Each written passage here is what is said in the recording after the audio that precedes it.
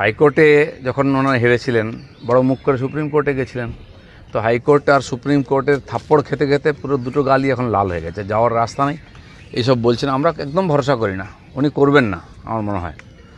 আর যদি হয়, কিসের আধারে এগুলো হবে, কী প্রমাণ আছে? সমস্ত লোপাট করা হয়েছে। এই যে 26,000-এর চাকরি গেল, তারা তো সবাই দোষী নয়, সবাই টাকা দিয়ে চাকরি পেয়েছে এরকম নয়। যারা যোগ্য তারা কি অপরাধ করেছিল? এবার তো তাদেরকে ঘটিবাটি বিক্রি করতে হবে কোর্টের নির্দেশ মানতে গেলে। অথচ যারা এই অপরাধটা করেছে, তাদের কাছ থেকে টাকা নিয়েছে, সেই লোকগুলো কি আদৌ কোনোদিন শাস্তি পাবে? মমতা ব্যানার্জি এখনও বড় বড় কথা বলছেন, বিজেপিকে দোষ দিচ্ছেন, অন্য কাউকে দোষ দিচ্ছেন, যে মুখ্যমন্ত্রী পুরো সরকারের রন্ধ্রে রন্ধ্রে দুর্নীতি, পার্টির নেতা থেকে সরকারি কর্মচারী সবাই দুর্নীতির সঙ্গে যুক্ত, মন্ত্রীরা যুক্ত। তিনি কি করে বড় বড় কথা বলেন? পশ্চিমবাংলার মানুষ যারা লাইন দিয়ে 500 টাকা আর অনুদান নিয়ে জীবন বেঁচে থাকতে হয়, তারা একাধবার ভুল করে ভোট দিয়েছেন। আমি জানি না এবারে 500 টাকা বা 1000 টাকার বিনিময়ে লোকে এই দুর্নীতিগ্রস্ত সরকারকে ভোট দেবে কিনা, কিন্তু অপরাধী যারা এবং সরকারে বসে আছে যারা, তাদের অবশ্যই সাজা পাওয়ার দরকার আছে। কালকে চাকরিহারাদের শহীদ মিনারের মঞ্চে আমি নিজেও সেখানে ফিজিক্যালি ছিলাম।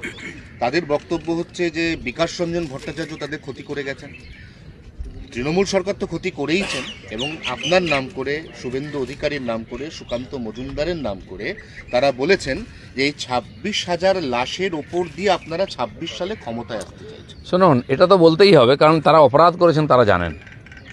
যারা যোগ্য প্রার্থী চাকরি পেয়েছেন, এই অপরাধীদের জন্য তারা আজকে অন্যায়ের বলি হয়েছেন।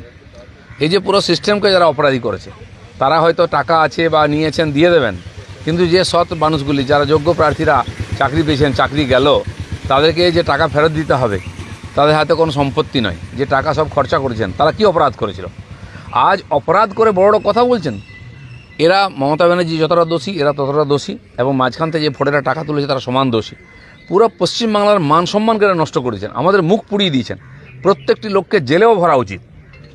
যারা দোষী প্রমাণিত হয়েছে, এক তো টাকা দিয়েছে, পুরো বাংলার শিক্ষা ব্যবস্থাকে নষ্ট করেছে কয়েকটা লোক, সেনাদের বড় কথা বলার উপায় নেই। কোর্ট সাজা দিয়েছে তথ্যের আধারে।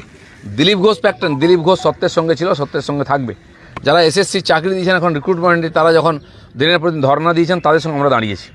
যারা ডিপ্রাইভ হয়েছে, যারা বিনা কারণে অন্যায়ের শিকার হয়েছে, আমরা তাদের সঙ্গে লড়বো। কিন্তু যারা চোর, যারা চাকরি কেনে, তাদের সঙ্গে আমরা কখনো দাঁড়াবো না। এই ক্ষেত্রে যেটা সবথেকে গুরুত্বপূর্ণ প্রশ্ন উঠছে, 26-এর ভোট আসছে, অভয়া আমরা ভুলে গেছি, আমরা কি এই 26,000ও 26-এর আগে ভুলে যাবো সবাই? মানে অন্যভাবে মানুষের স্মৃতি তো ছোট, মানুষকে এমনভাবে এখানে চাপে রাখা হয়েছে, তার এদিক ওদিক তাকাবার মতো সময়